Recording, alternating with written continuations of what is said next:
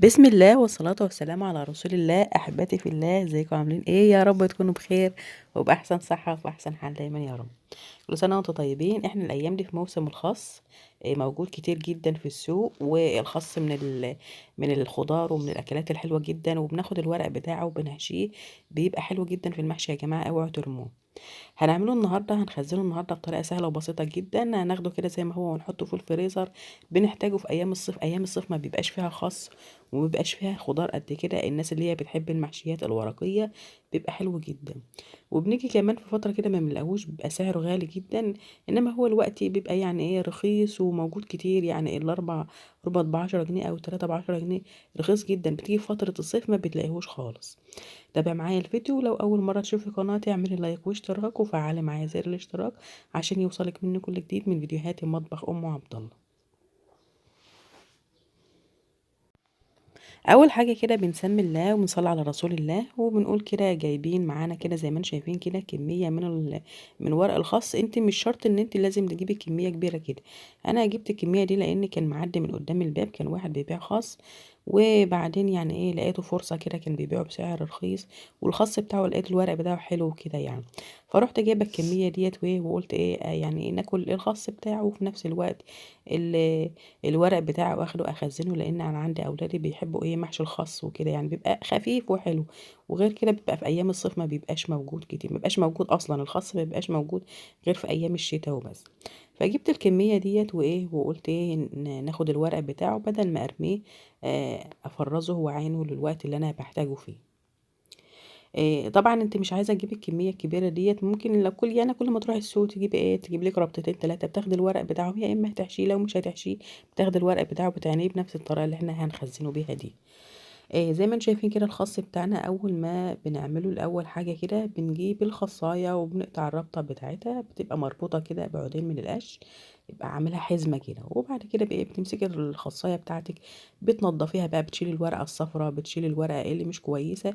انا الورق بتاعنا كان ما شاء الله كان حلو، ما كانش فيه حاجه وحشه.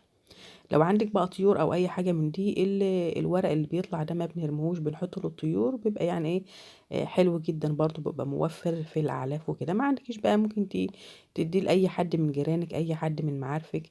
ما ترميش الحاجه خساره. يعني لو انت مش هتستنفع بيها ممكن تخلي غيرك يستنفع بيها. بناخد الخاصية بتاعتنا زي ما انتم شايفين كده بالسكينة من تحت كده، وبنقطع الراس بتاعها. لان الراس بتبقى يعني ايه بتبقى مغروزة في الارض، فيبقى فيها طينة يا جماعة. فايه لازم يعني ايه تنضفيها كويس علشان يعني بتبقى حاجة ايه صحية لولادك وهم بياكلوها وكده. بتنضفي الخاص بتاعك بقى من الورقة الوحشة والراس بتاعه بتنضفيها برضو. بتعمليها كده بالسكينة.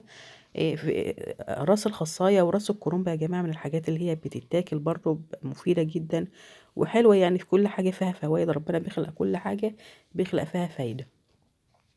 بعد ما بننضف الخس بتاعنا زي ما انتم شايفين كده من الورقة الوحشة ومن الطينة والحاجات اللي زي دي، بنحطه بقى ايه. انا حطيته في ارضية الحمام هنا كده.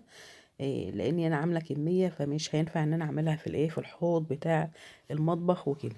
فهتبهدل له الدنيا. وفي نفس الوقت يعني جبت عجانة كبيرة كده زي ما انتم شايفين، وحطيت فيها الخس بتاعي وفتحت عليه الحنفية. وغمرته من الميه. لازم الخس تغمريه بالميه، تغطسيه كده في الميه كتير. ولو عايزه بقى تحطي شويه خل تحطي، ما حطيتيش مش مشكله. اهم حاجه ان انت تنقعيه في الميه شويه عشان الطينه اللي في قلب الخصايه واللي في راس الخصايه برضو تتغسل وتنزل في قلب الميه. طبعا بنجدد عليه الميه مره واتنين وتلاته علشان لو في اي حاجه من جواه بتطلع، ويبقى الحاجه بتاعتك تبقى نظيفه وتبقى سليمه وصحيه تعرفي تاكليها وانت ايه مطمنه. زي ما انتم شايفين كده بغسل الخس بتاعي كده واحدة واحدة كده تحت الحنفية. وبجدد عليه المية مرة واتنين وتلاتة. طبعا انا عملته في العجانة. لو انت ما عندكيش عجانة يعني بتعمليه في الحوض بقى، بس بتعمليه على فترات. اوعي تحطي الخس بتاعك في البانيو، لان يا جماعة الحاجة بتاعة الاكل دي ما ينفعش ان انا نحطها في مكان اللي الناس بتستحمى او تاخد ايه دش فيه. ما ينفعش خالص. زي ما انتم شايفين كده بعد ما غسلته وصفيته كويس قوي من الميه بتاعته، ايه بعد كده بقى على الحبل بتاع الغسيل بتاعي رحت ايه ما عاملاه منشراه كده زي ما انتم شايفين. لو هتعمليه بالنهار، بعد ما تنشريه كده على الحبل بتصفيه كويس من الميه وبتحطيه في الحاله دي بقى تعرفي ان هو بيصفى خالص من الميه وبيدبل. ما بيبقاش فيه اي اثر للميه. لو هتحطيه بالنهار بتحطي بقى طرحه او ملايه او اي حاجه على الخاص عشان ما يجيش عليه دبانه او طيره او اي حاجه من دي.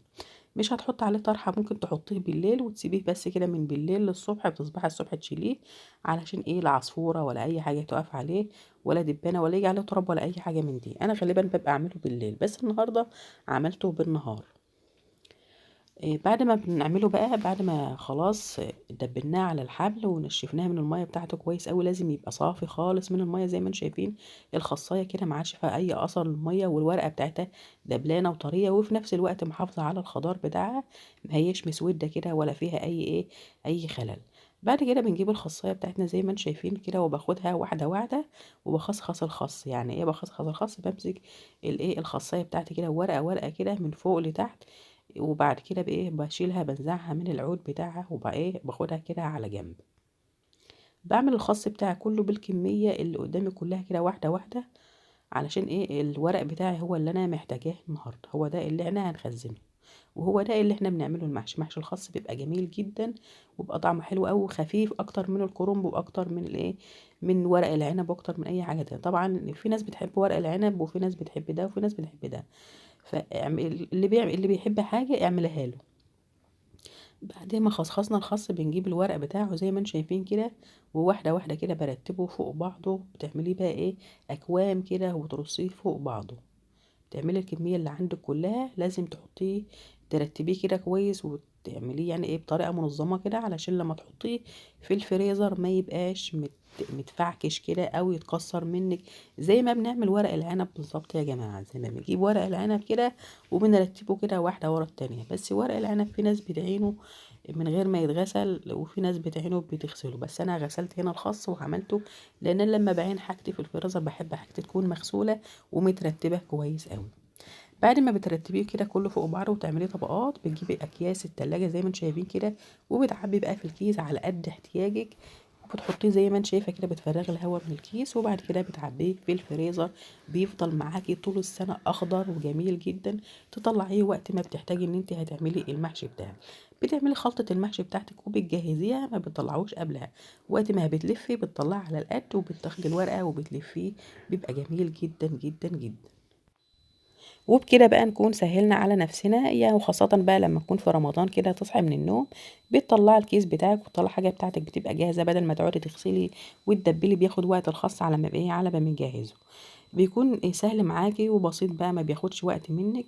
وبكده نكون خلصنا الفيديو بتاعنا، فرزنا الخاص بقى حلو جدا وجميل، وبنحتاجه في رمضان وبنحتاجه في الصيف. لو عجبك الفيديو اعملي لايك واشتراك وفعلي معايا زر الاشتراك عشان يوصلك مني كل جديد من فيديوهات المطبخ ام عبد الله. شكرا ليكم والسلام عليكم ورحمة الله.